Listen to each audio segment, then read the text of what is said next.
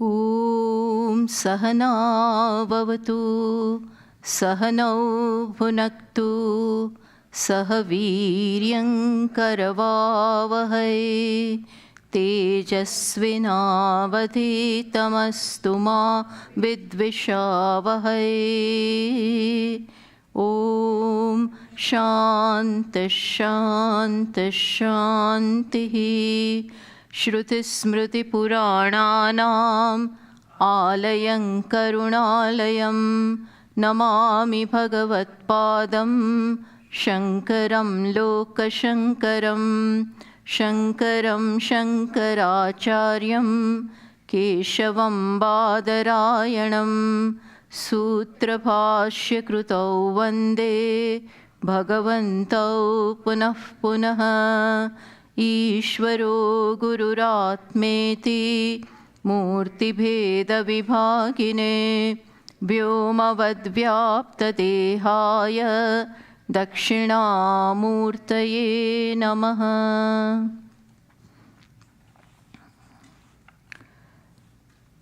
So shall we read the verse now? Everybody take out that verse and repeat after me. Anyat Shreya Anyadutaiva Preyaha.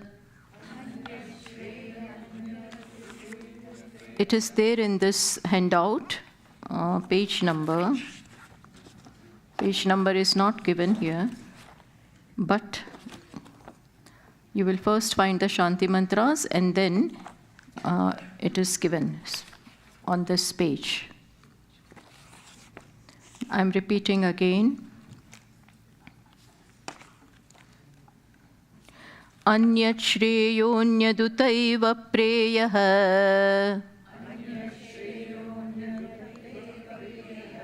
Te Ubhe Nanarthe Purusham Sinitaha Te Ubhe Nanarthe Purusham Sinitaha Tayo Shreya Adadanasya Sadhur Bhavati Tayo Shreya Adadanasya Sadhur Bhavati Hiyatirthadya Upreyo Vrunite.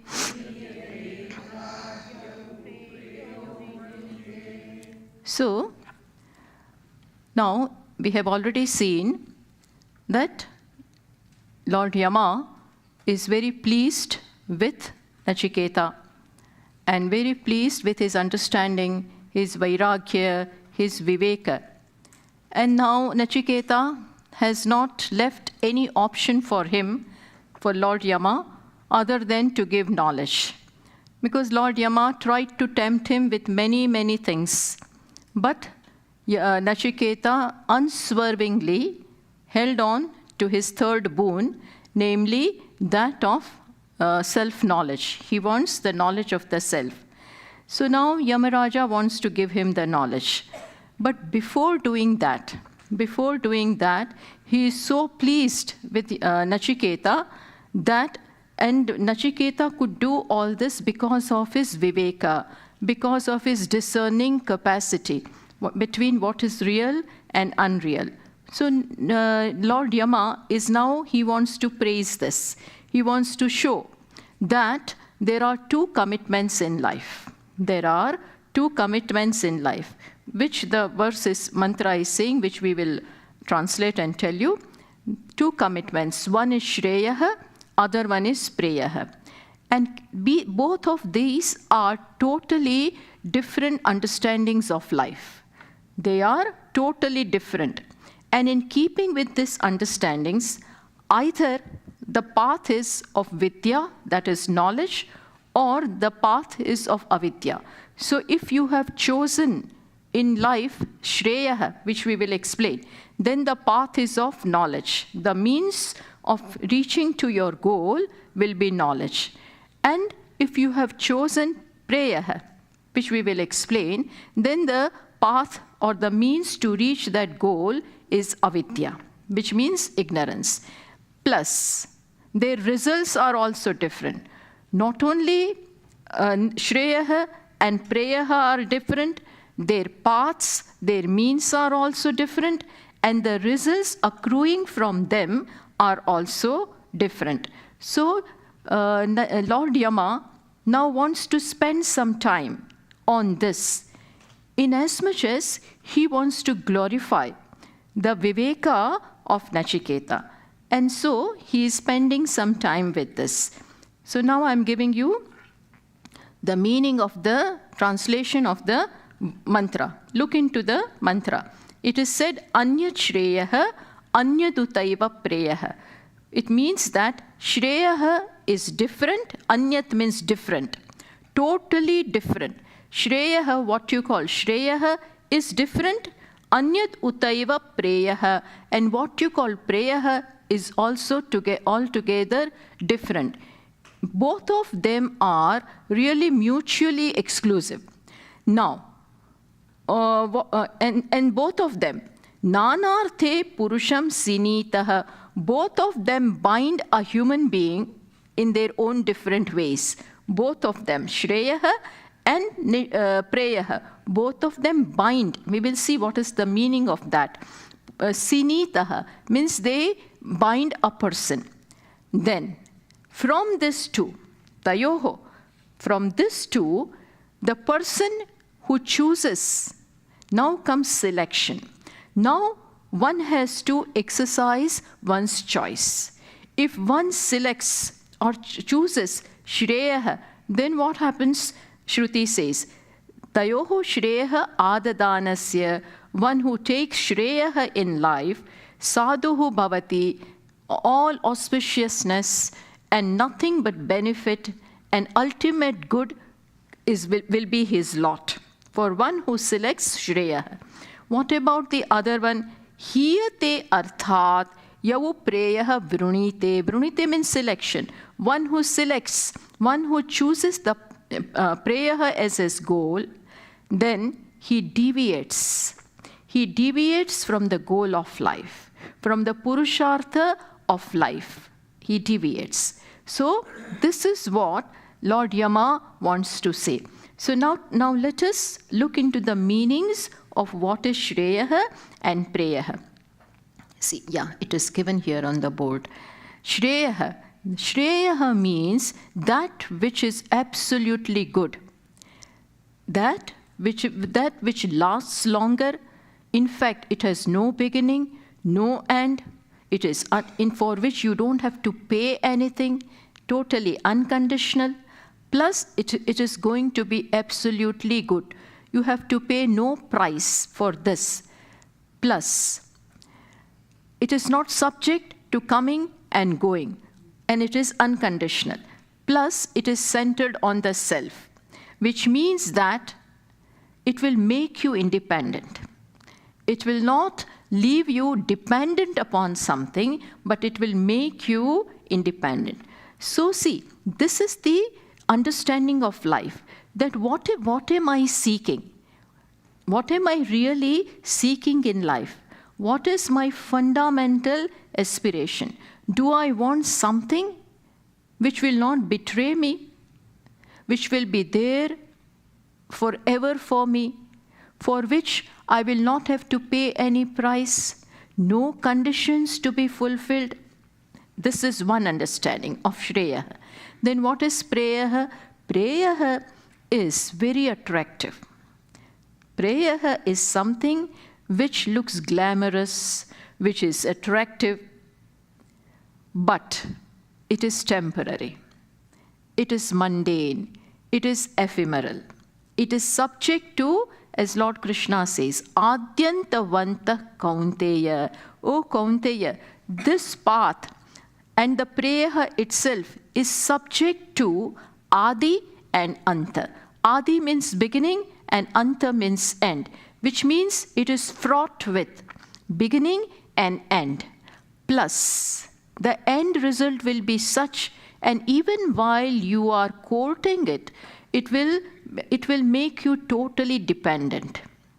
Not only will it make you dependent, but the end result will be such that you are totally deviated.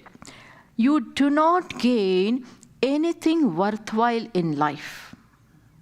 You do not gain anything worthwhile. It looks very attractive, looks very pleasant, looks very pleasing, and temporarily, it definitely gives you some high. It definitely gives you some sensation. It definitely gratifies. It gratifies your senses, gratifies your emotions, gratifies your ego. It does that. But it is a trap. But it is a trap. Why? Because you are stuck with it.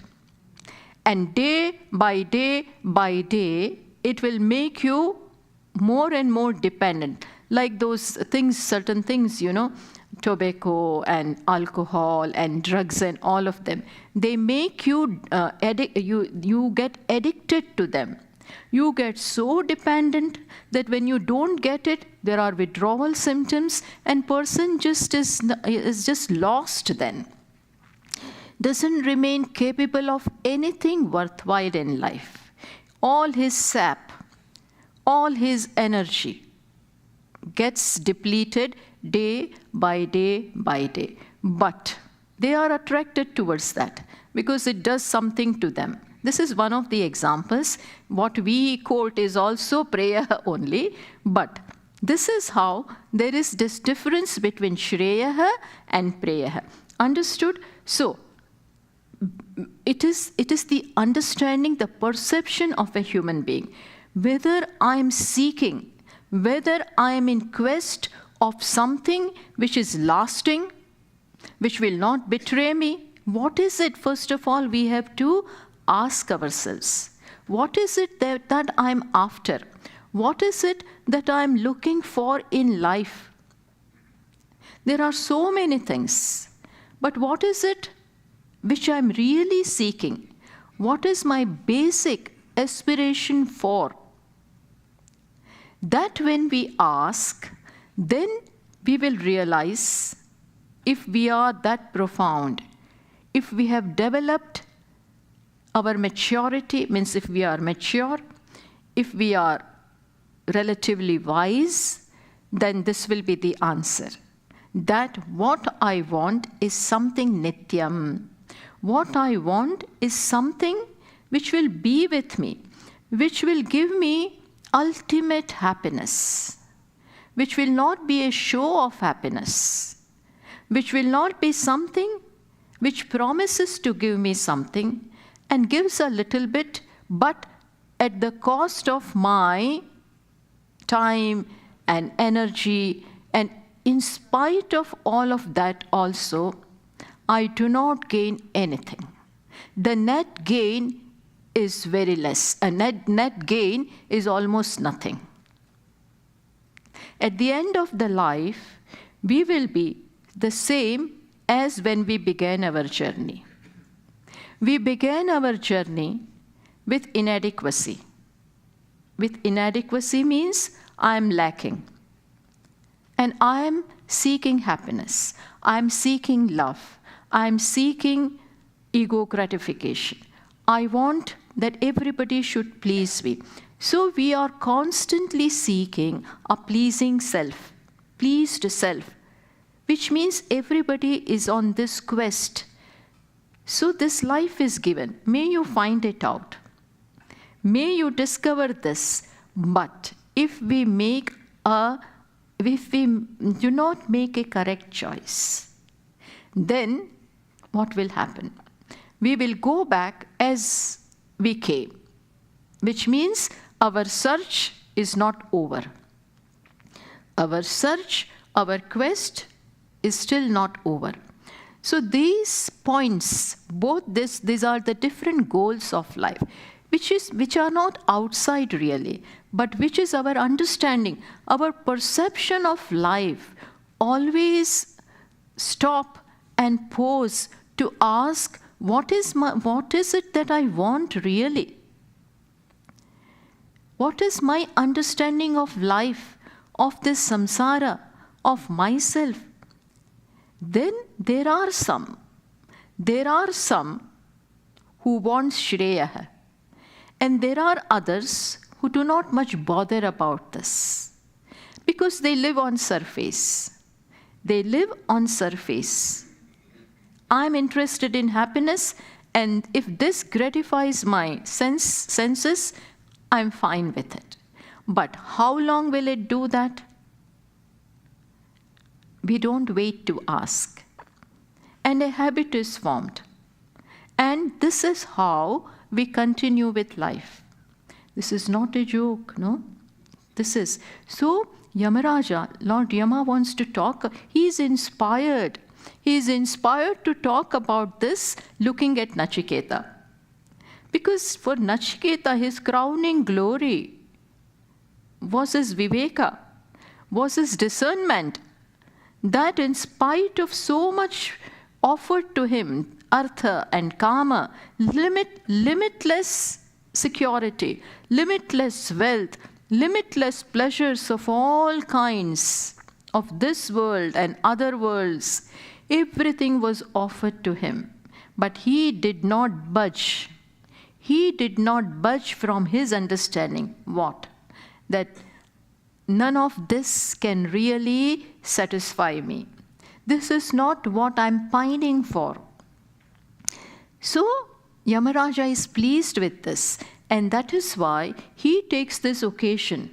He takes this occasion to talk about this. So, it makes it very clear. Anyat Shreya, Anyat Utaiva Preya. Shreya is different, Preya is different. They do not meet anywhere. They do not meet. They are poles apart. Poles apart. One takes you one way, other takes you other way. Just as light and darkness are mutually exclusive, similarly, if my goal of life is nitya, eternal, then Preya doesn't come in, doesn't fit in. Because in trying to, they say, you can't have your cake and eat it too. Something like that. In trying to, because Shreyas demands something else from me. And Preya demands something else. It doesn't demand, but it is nothing but gratifying, satisfying my senses, my ego, my emotions. And if they are paramount for me, if they are important to me, this I'm not interested in this. What am I interested? Most people are interested in immediate gratification. Immediate. I want it now. I don't want to work for it. After working and struggling and them, remaining, people, they don't want to deprive themselves of immediate satisfaction. And world is full of that. World is full of glamour. Kathopanishad only will say here, Paranchi khani vyatrunat swayambhuhu tasmat parang pashyati na antaratman. Our senses, Ishvara, because of ignorance, because of avidya, our senses are drawn towards the world. Our sense organs of knowledge as well as action, all of them are always looking outside. My eyes want that kind of satisfaction. My ears want that respective satisfaction. Sense of smell wants that. In short, all our sense organs are constantly looking for satisfaction, sensation. That is how ignorance has done. Because we are in search of happiness. And thinking that I will find it here, I run after this. And I do find it temporarily. But very soon, this is flimsy. This is temporary.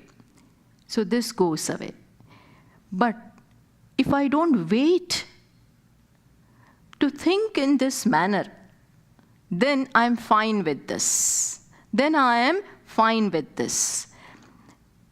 But then all this is happening, understand, at the cost of Shreya. All this, my involvement, my engrossment in prayer will be at the cost of my understanding of Shreya. Understood? So both of this path are totally opposite to each other. They do not meet anywhere. And it is said, Te ubhe nanarthe purusham sinitah. Both of them bind a person in different ways.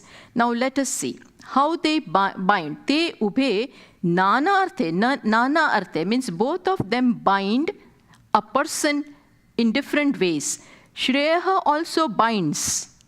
It binds means it creates one kind of compulsion.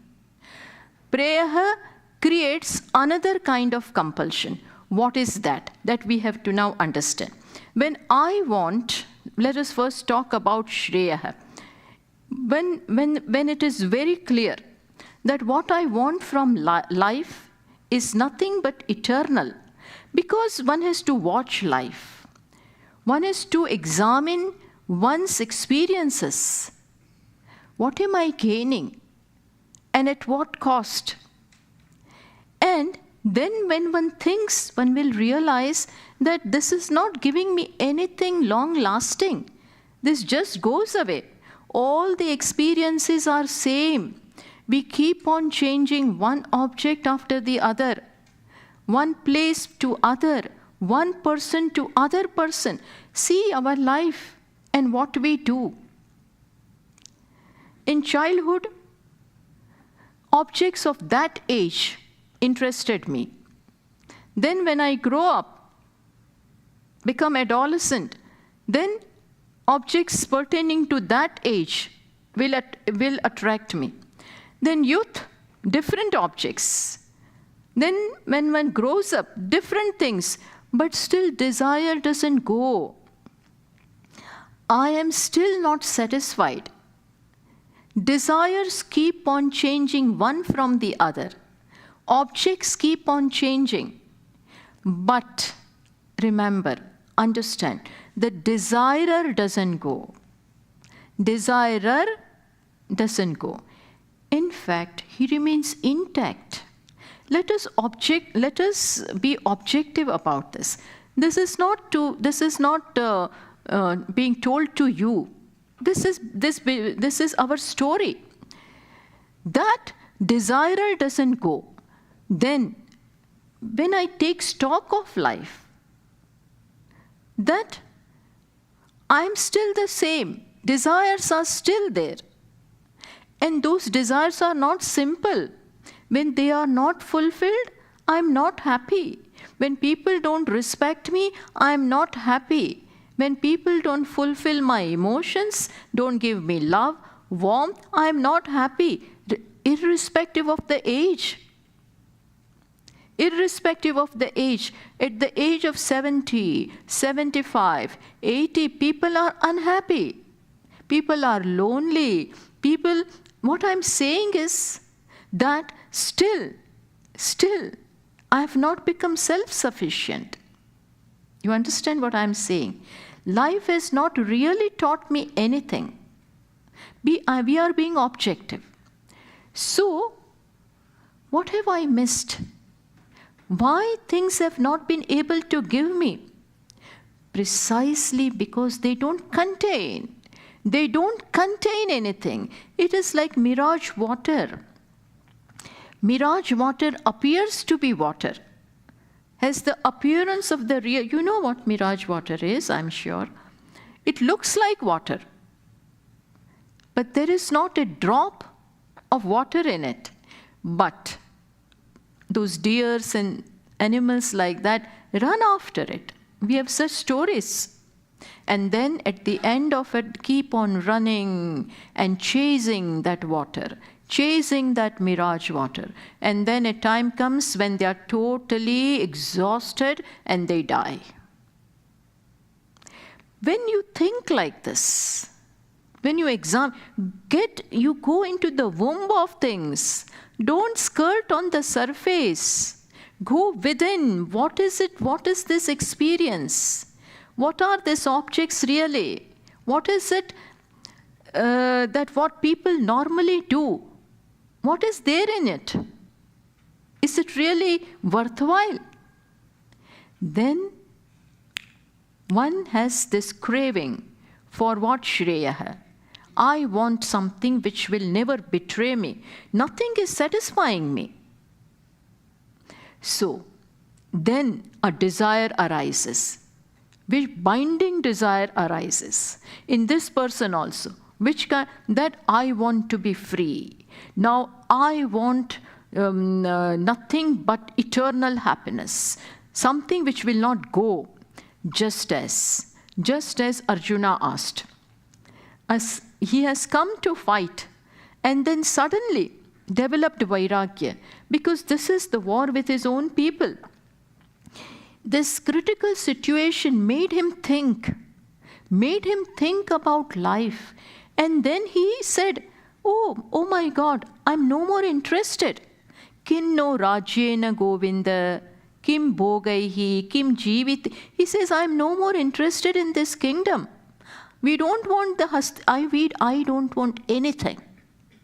Because I'm now very sure that none of these achievements, he says this in the beginning of the Gita, he says that I'm very sure, I can see that none of these things are going to make me limitless. Everything but everything in this life is limited. And my desire is for limitless. I want infinity because I cannot settle for less things. My heart will not be satisfied with that.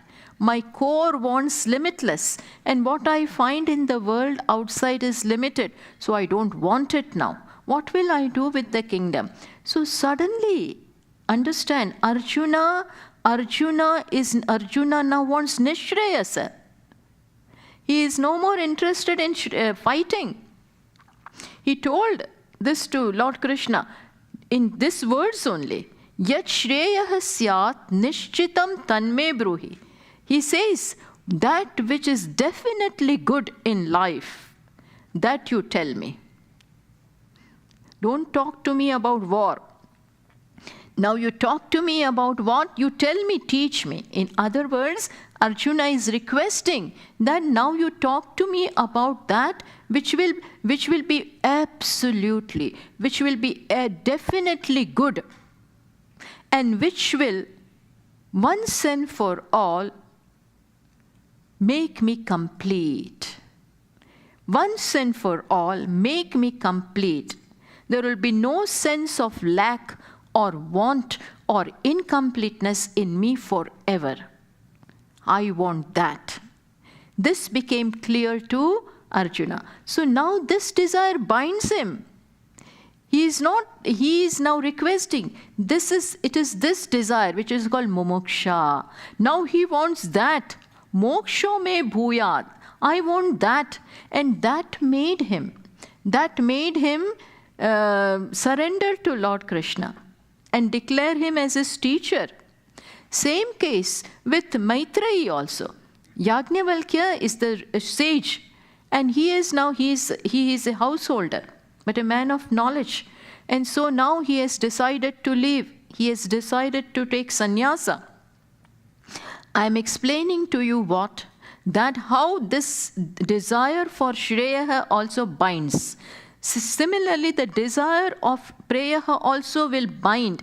It compels you from within. So, Maitreyi, so he calls his wife, both of his wives. He had two wives, Katyayani and Maitreyi. He says, I have now decided to take up to the life of sannyasa. So now I want to distribute my wealth to both of you.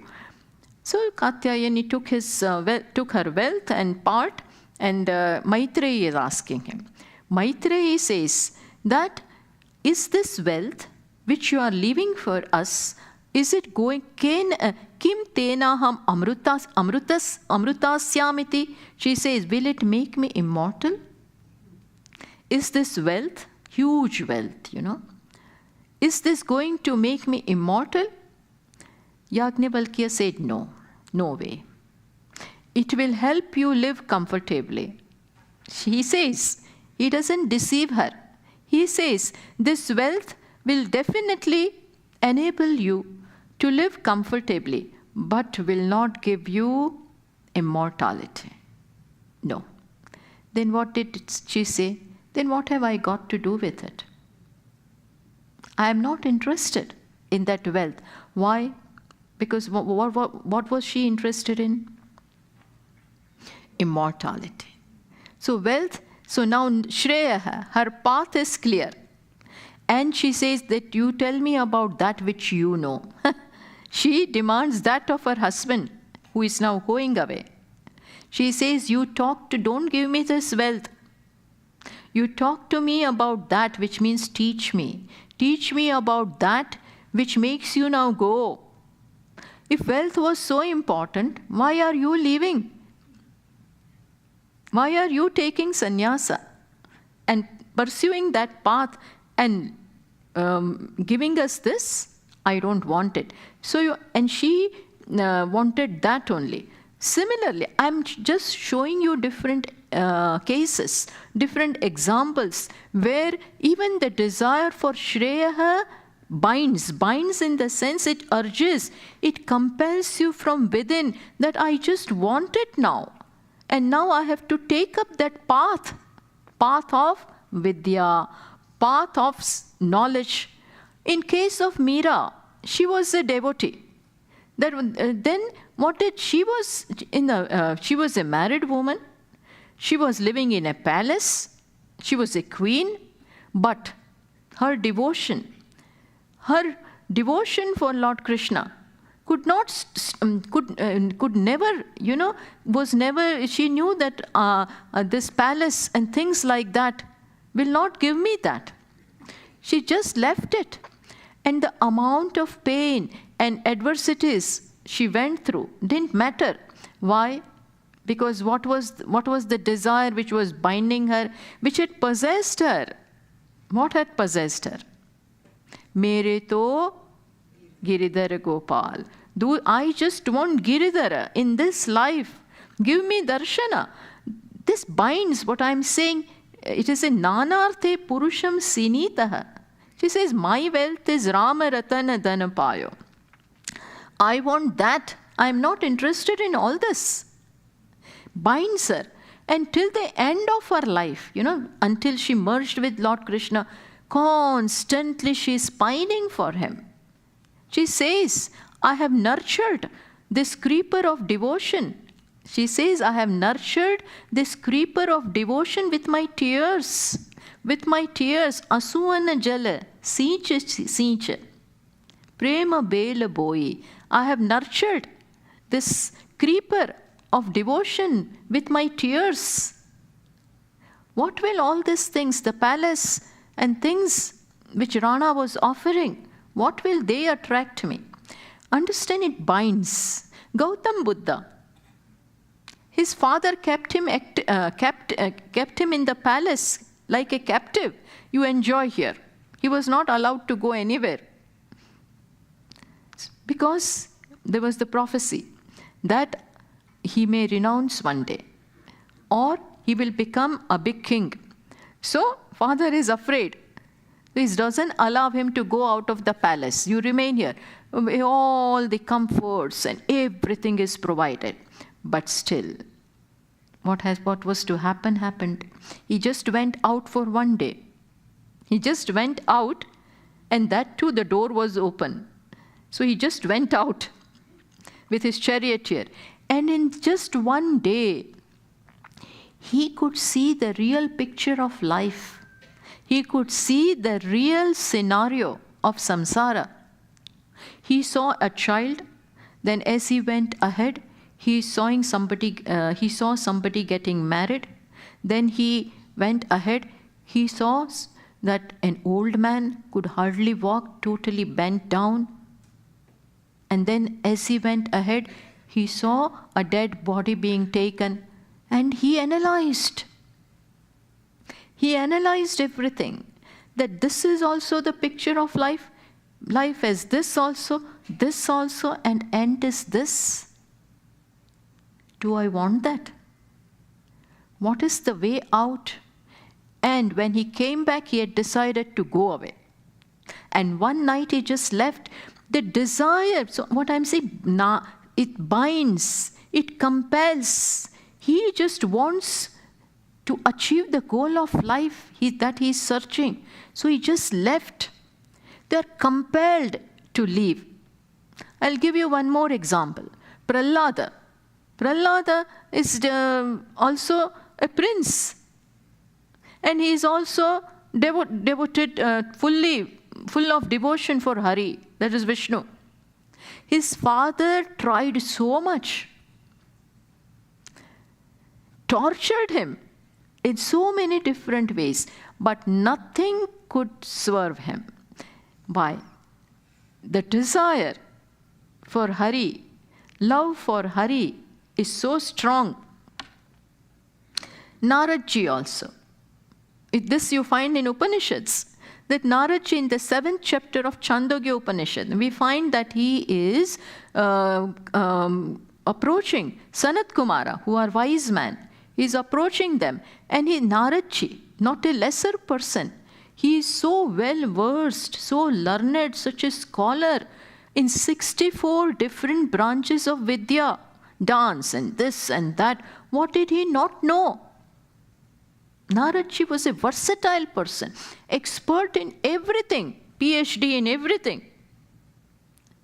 Such a Naradji, such a one, he goes to Sanat Kumara and says, Soham Bhagavan Shochami, I'm grieving.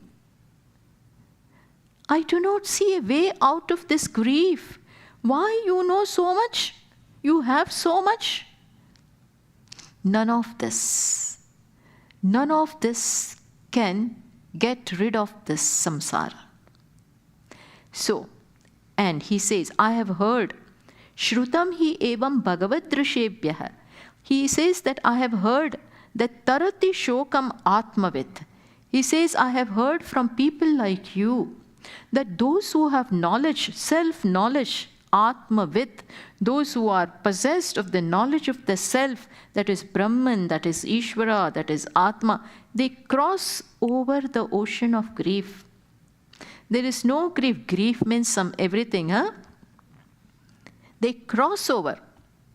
Please give me that knowledge. I am your student. And then he left everything and became a student. So what I am saying, that this is a desire which binds to become free. It has been explained by Mahatmas that what kind of desire is this? It is so intense, you know.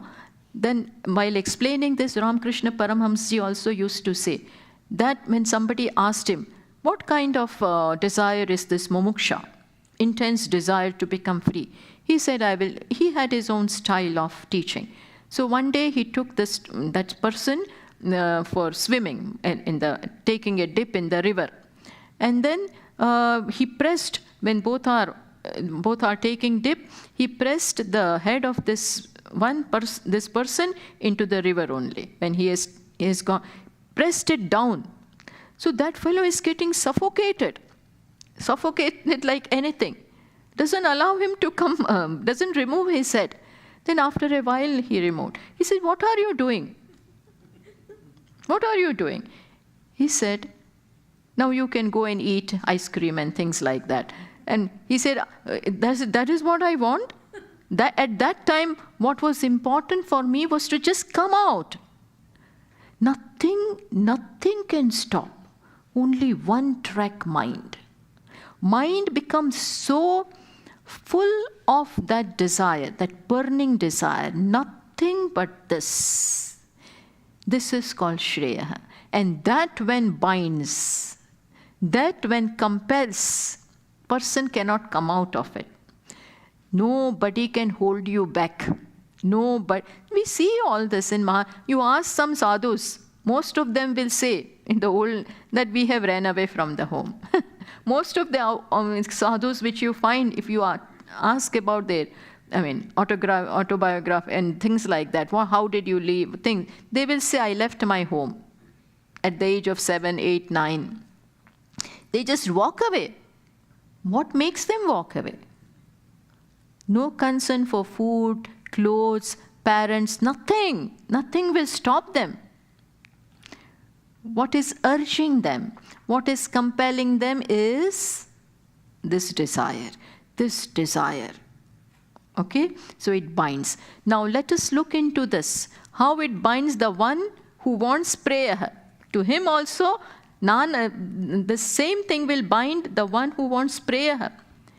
When there is this, now one more thing I wanted to say is that desire, in between I wanted to say this, that the kind of desire which arises in our mind depends upon the composition of the mind. See, our minds, our personality are made of three things, as they say. Sattva, Rajas and Tamas. These are the three gunas. These are the three qualities of which our personality is made of. Depending upon which is prominent of the three, that which is prominent in us the desires that arise will be in keeping with that guna. So now supposing everybody has all three, but the combination of these three will be different. In some, sattva will be more, and rajas, tamas will be secondary. In some, rajas will be predominant. Tamas and sattva will be secondary. In third one, tamas will be more, and the rest two will be less. And there also it is important whether in the secondary also, where sattva comes first or tamas comes, that also. But we have to see the predominant. In keeping with the prominent gunas, the desires arise in mind. Our personality will be governed. And our personality is decided by the kind of guna that is governing us. Okay. If one has more of sattva, if sattva is predominant, then it is said that's tatra sattvam nirmalatva. The whole 14th chapter of Bhagavad Gita is upon this. There Lord Krishna says, if one has predominance of sattva, then automatically they are pure, they are compassionate, they have desire for knowledge. They automatically love knowledge, love devotion, has place for Ishvara and Mahatmas. Automatically their bent of mind is such. Okay? Those who have rajas more, they will be, go-getters. Lobhaha, pravrittihi, arambhaha, lot of ambitions, lot of restlessness, lot of things. I want this, I want that, I want this. Nothing wrong with that. But from within, that compels. Lord Krishna says, Nahi kaschit kshanamapi jatu tishtatya akarma. They cannot sit with themselves even for 5 minutes. Something what is there inside, is like a bug, which just propels you, doesn't allow you. So rajas means lot of activity. And if that, along with that, if tamas is there, then greed is there. Lots of ambition and ruthlessness also will come. I want it by fair means or foul. All this will be there. If tamas is there, tamas is nothing but ignorance, darkness. Tamas tvajnanajam viddhi mohanam sarvadi. It deludes. Our perception, our understanding will be totally clouded about each and everything. About ourselves, about others, about Ishvara, and there will be no clarity about anything. Plus, Violence will be there, anger will be there, arrogance will be there, assertiveness, my way only. All this is bound to be there. So, what I am saying is that when you want Shreya, understand, you are a sattvic person. You are a sattvic, because that is predominant. If Preyaha, if one desires Preyaha, understand there is more of Rajas and Tamas. Depending upon them, depending upon the degree of that, of Rajas and Tamas, the desires will arise. And what is it? You are seeking, as I said, gratification, immediate gratification. And there also there are different levels. Some may want gratification just of the senses, just of the body.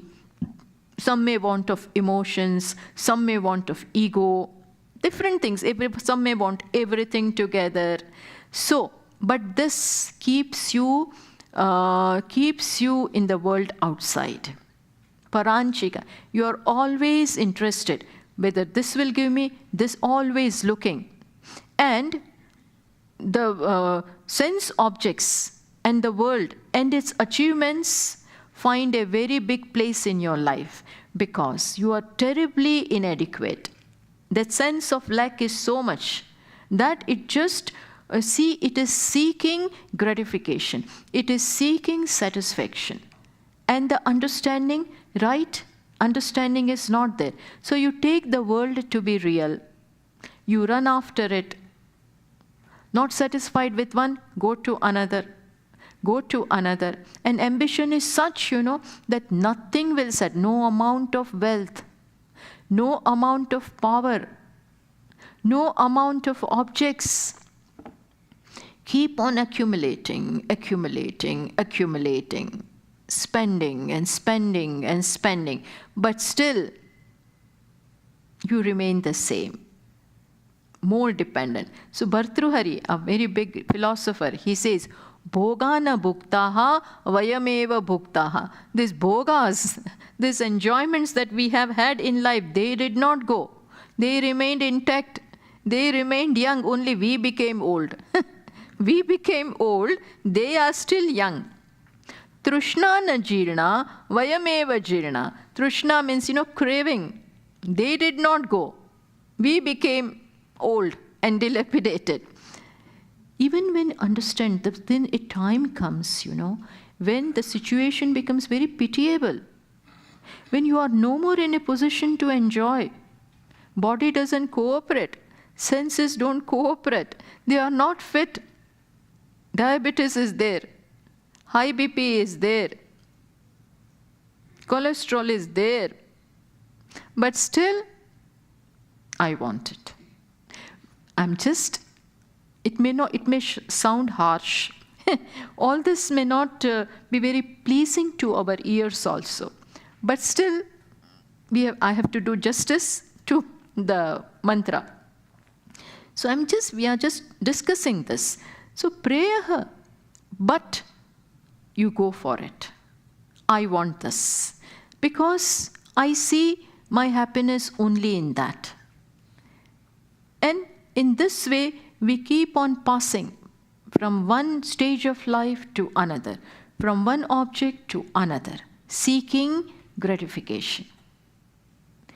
That is prayer, but that also compels from within. That compels from, I want it. When a desire arises, it doesn't stop there. From ignorance, from the sense of want, I am lacking. I am not fine as I am. Okay. But that won't stop there. Desire will arise. And a desire will, can you contain it when the desire is there? It will result in the form of some action. It will result. So many desires are there. And so karmas are there. They just propel him. They compel him to go after the world. And ceaselessly. All this happens ceaselessly. From one thing to another to another. moment you find somebody, if you have reached a certain stage, you are now better, you are now fine. You have some status in life, you are well off, but still I want to be better. That also will not give contentment. Understand this. I have millions. I have everything. My children are settled. We have millions. Now what? Now what? Fine, now retire. But still, even if I retire, mind is going on. Mind is restless. So it is not easy, understand. As long as my perception is this, that happiness is out there. Peace is out there. Love is out there. Then I continue to remain a beggar, no matter who I am. That begging doesn't go. Covertly, or you express it, but it remains in life. Which means I have become dependent. I am totally dependent. People are dependent on world, your own people, on things. That is why people are afraid. What if he goes away? What if she goes away? What my partner doesn't remember? Hurry, this is the fact of life. Sooner or later this is going to happen, but we are not ready to accept. We are not ready for that. And in our own way, still we are trying to manage, still we are trying to circumvent all that in our own way. Which means that path of prayer is still there. That is my understanding. That doesn't go. So that also compels from within. It compels from within. When a desire arises, I have to execute it. I have to do something about it and do something about it. Try to get that object. Duryodhana says, I know what is right and what is wrong, but I want the kingdom. I am jealous of my cousins. Dhritarashtra, he is blind. And the kingdom really belonged to Pandu. But still, he wants it. And through his sons, till the end, he did everything. Sanjaya tells him, Sanjaya, who is his minister, tells him so many times when the teaching of Gita is going on, every so often, Sanjaya makes comments. He says, now at least open your eyes to Dhritarashtra. He keeps on saying, now at least accept Pandavas. Lord Krishna is with them. They are going to win the war anyway. Now at least open your eyes and see your mistake. No, he won't. It won't allow you. He wants to fulfill his desires through his son. Duryodhana says, I know what is dharma, what is adharma, but still something within me, that desire, strong desire, is compelling me, and I am being used by that. Understand? Our desires use us. No more are we handling it. A time comes when they handle us. They say, get me that. Get me a cup of coffee. I just want it. Get me this, get me this, get me that. And your legs have to go towards that and get it. So the string of our life, the navigation comes into the hands of the desires. They handle us, they manage us, not me. The steering is in their hands, no more in my hands. Just as that people who are addicted to drugs and all, at 5 o'clock or whatever time they are drinking or doing that thing, At a moment that time comes closer, they just have to do it. They say, I'm not drinking the alcohol. Alcohol drinks me. I'm not drinking, it drinks me. Which means this is what happens. Prayer. Because my understanding is what? Again, coming back to this, that this will satisfy me. And so every time I go towards this, I'm bound by that. And different desires keep on arising. But this poor thing is not real. It cannot give me. But that nevertheless, that desire binds. You know that Alexander, there's a story of him, that he is taking one kingdom after the other and becoming great. Then this is what I have read, that when he once came to India also. That time he met a sage. So he met a very wise man. Wise man, he did not say that I'm wise, but he was so composed and so cool and calm and sitting in a place and just taking a walk. Then Alexander was also taking. And then Alexander said that he was he was awestruck by this person. He said, one day after I finish this, I will come and I will also take a walk like you. Totally relaxed. That wise man said, why not now? Why not now? Do it now. You are here. You can do it with me. Relax. He says, I cannot relax. I have no time to relax. Why? I have to do this. I have to achieve so many kingdoms yet. And it is said that he could never come back. That was the last fight when he died in that. So, you cannot, even though you want it, you cannot. Why? Because the lack within, the restlessness within keeps on propelling, keeps on compelling, and one is helpless. One is totally helpless, just as that person, the seeker, was helpless with the desire of mumuksha. Similarly, this person who wants happiness from the world outside is also helpless.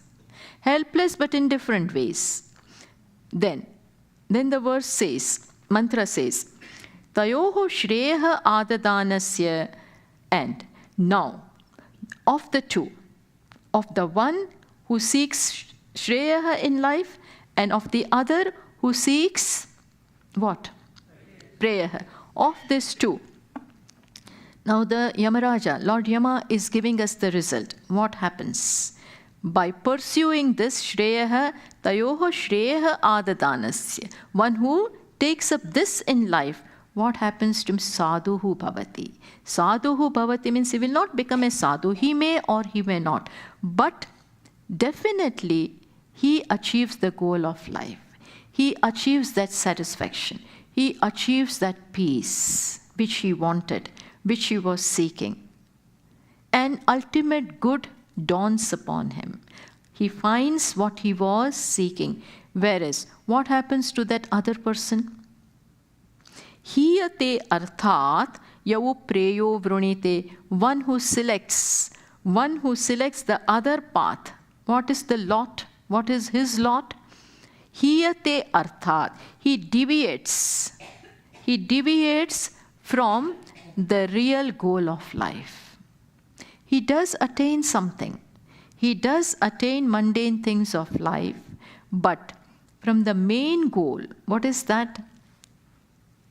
Which happiness, eternal happiness, lasting happiness, which is what everybody is really seeking, he fails. He fails to achieve that.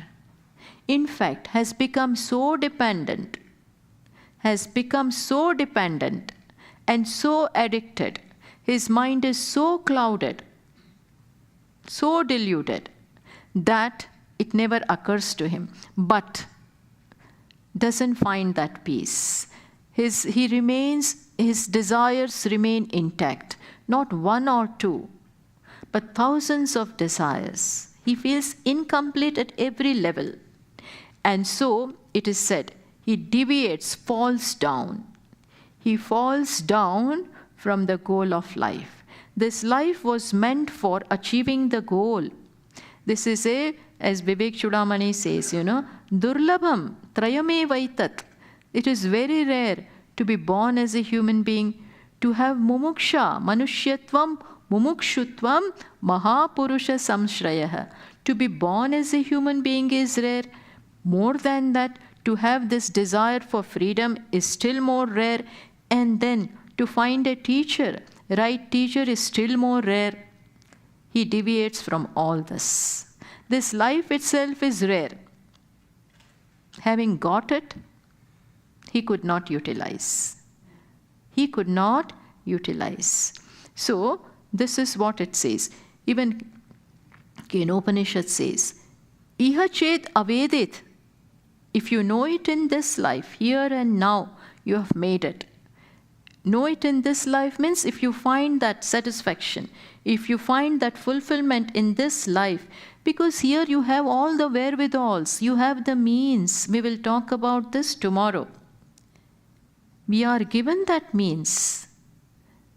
But if you cannot make it, if you make it like you have made it. But if you cannot make it, Shruti says, Nachet iha avedit mahati vinashtihi. There is great, great, great loss. It is loss. A chance, an opportunity is lost. And as Swamiji used to say, opportunity doesn't knock all the time, not knock every time. It comes, it may not come. So when it has knocked, when it has come, when we fail to utilize, then this happens. He deviates, he falls from derailment, as the trains, sometimes get derailed. That is how I get derailed from the goal of life.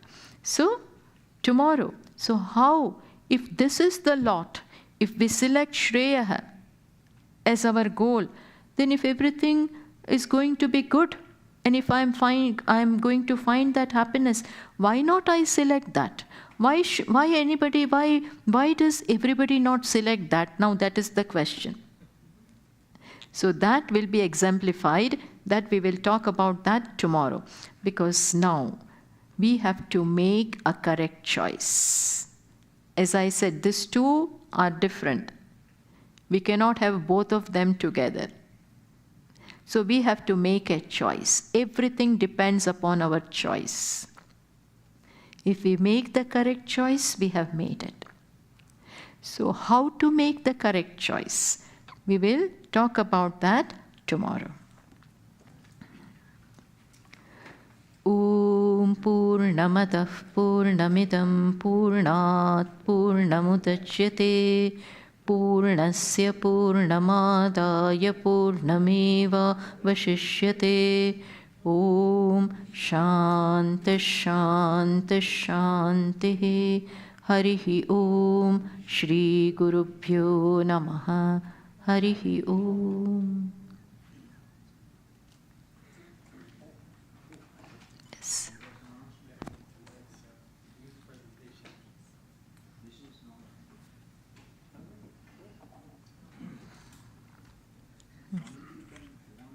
No.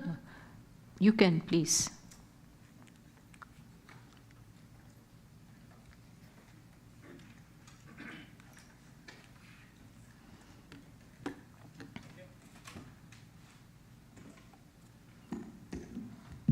Yeah, good. Thank you, Sadi.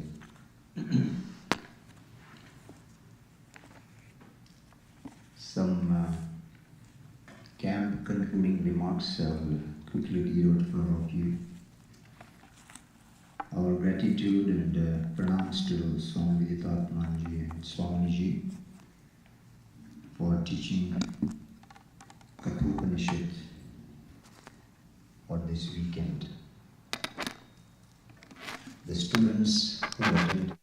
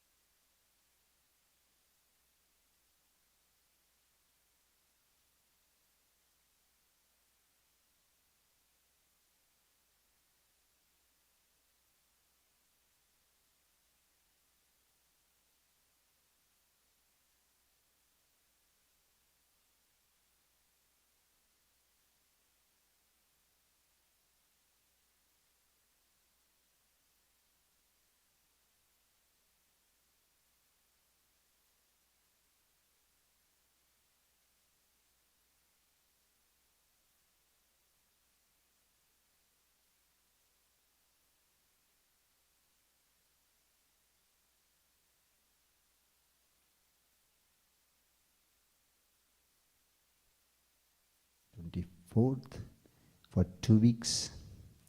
Even if you want to come for a week, that's fine, but these are all classes very important when you want to commit your time to learn more Vedanta in very systematic way and in-depth way. So think about it. If you have time, please attend. Otherwise, we have a program booklet that will give you the year-round program, and you can choose one of them or many of them, whatever it suits you, and try to come and attend the classes and be benefited. Then it's my pleasure to thank all our staff who are behind this event. And of course, there will be always additional work when the camps are going on. So we thank our kitchen department, Mr. Ram, Taraben and the whole crew. Give them a big round of applause to them. And we also thank our Sahadev, who is audio and video. Of course, he is supported by so many of our volunteers like Chitra, Raji, Pandu, Niranjan, who else? Suresh, Karthik, so many people are there, Karthik, Wani. So all of them had to be thanked. Then the same goes for the main office, the housing, maintenance, the bookstore, and so on. The list is endless. So the camp will conclude tomorrow morning. Conclude means it will have morning. Swamini ji will take concluding meditation class at 7 a.m. and 9 o'clock will be concluding class on Kaṭha Upaniṣad, and Swami Viditatmanji will take class at 11 o'clock, concluding class, and the program ends with Guru Dakshina and Arati and lunch. This is the tomorrow's program. All of you have been coming here. I don't want to take your time how we run the Gurukulam.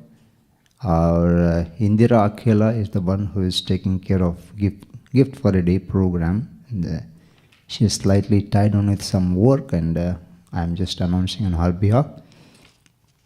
You can help Gurukulam in many ways, but one of the solid way or sustaining way of helping the Gurukulam is to become a patron member. So I'll quickly read what the patron members features. The salient features of patron members under Gift for a Day program.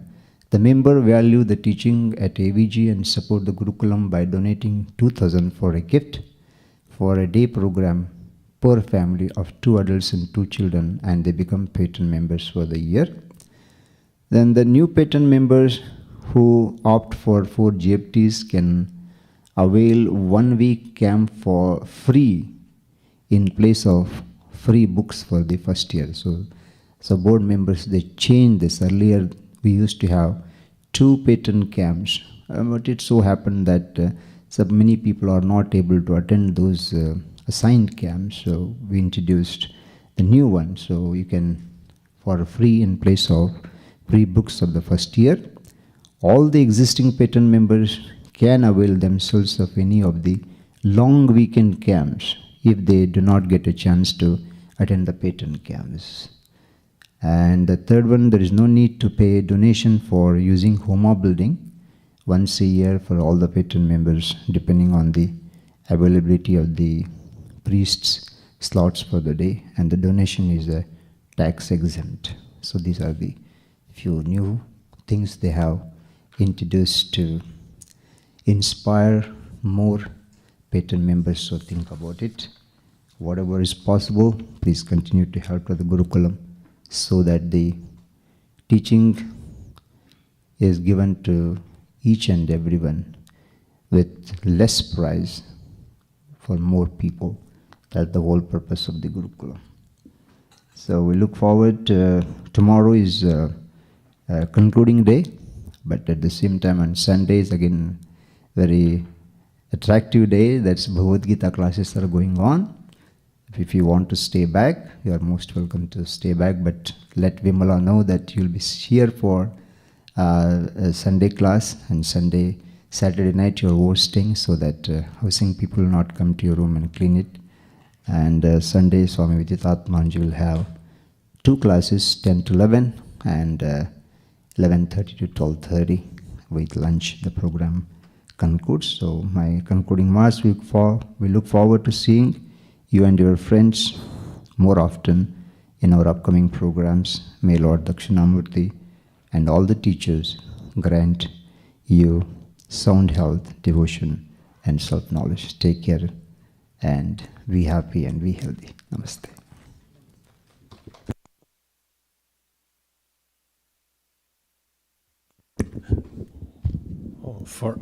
So this evening there's youth presentation. You may know it's there'll be like invocations at 7:15, and Pratyagji says there will be shloka chanting, shloka explanation, values presentation, quote, Clash of Values, unquote, title of the skit.